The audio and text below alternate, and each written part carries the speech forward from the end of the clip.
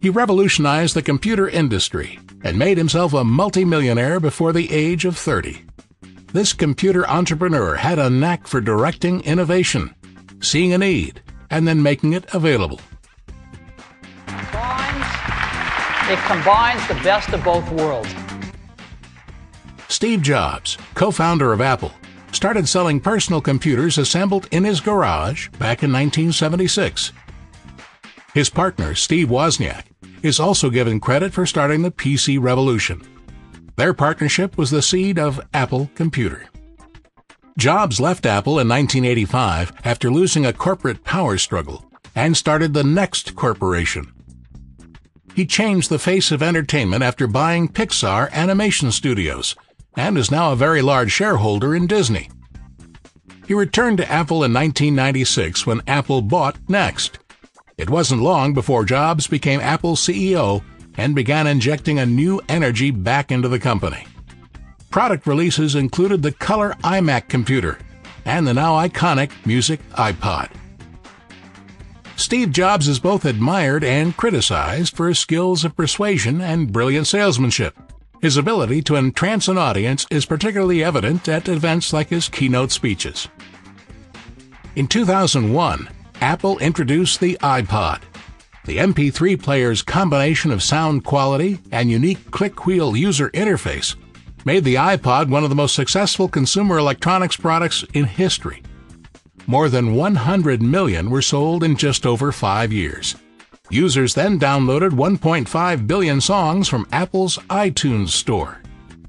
Sleek and shiny, the iPod downloaded and played thousands of MP3 files, at first only from Apple computers, but within a year from IBM compatibles as well. In what has been called the most brilliant salesmanship of his career, Jobs persuaded every major record company to sell Apple the rights to market their songs via the Internet. In 2003, Apple opened the iTunes Store. Jobs' vision was to sell music iPods, and by 2004, the iPod became the dominant portable music player. iTunes, Apple's music store, garnered 70% of all music downloads. Jobs opened a chain of Apple retail stores where customers could try out the technology, employing tech-savvy salespeople ready to help. It was a big risk.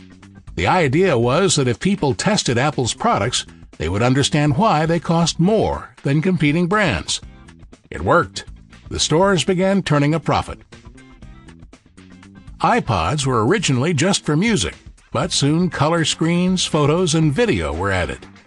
In 2007, Apple entered the cellular phone business with the introduction of the wildly anticipated iPhone. It combined a multi-touch display, cell phone, iPod, and Internet devices. In the history of the cellular industry, no phone has ever created as much buzz as the Apple iPhone, with people camping out just to buy one. Apple extended store hours to help accommodate customers. More than 20 million iPhones were purchased in the following 2 years.